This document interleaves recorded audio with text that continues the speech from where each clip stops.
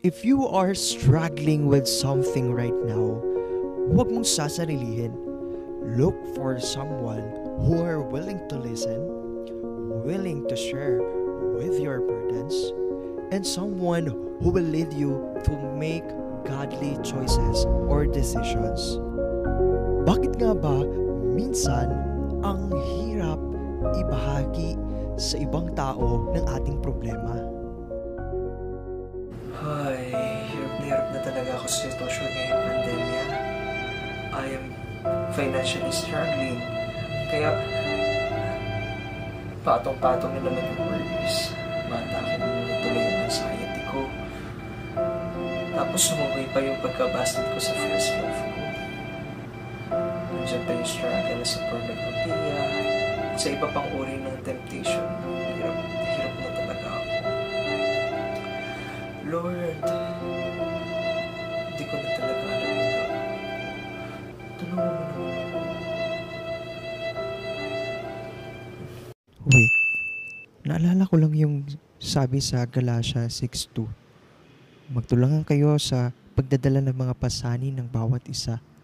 Sa gayong paraan ay manutupad ninyo ang utos ni Kristo. Tama. I need someone who can give me godly advice, who will share with my burdens, and will pray for me. Kaya lang, mayroon ba nun? Pero yung kasi ang leading ng Lord, I have to share it with someone. But who? Sa parents ko kaya? Naku, busy yun.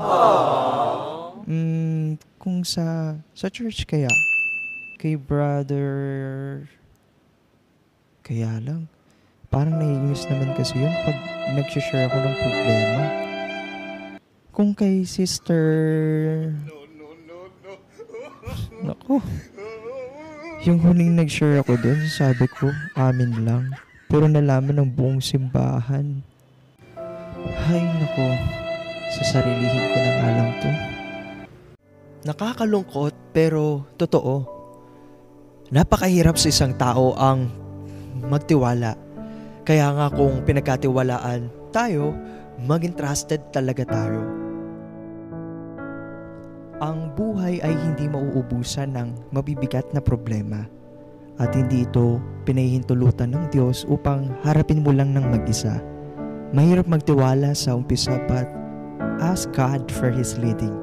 Tutulungan ka niya na mahanap ang mga tamang tao na maaari mong pagkatiwalaan at makakatulong mo sa pagpasa ng mga dalahin.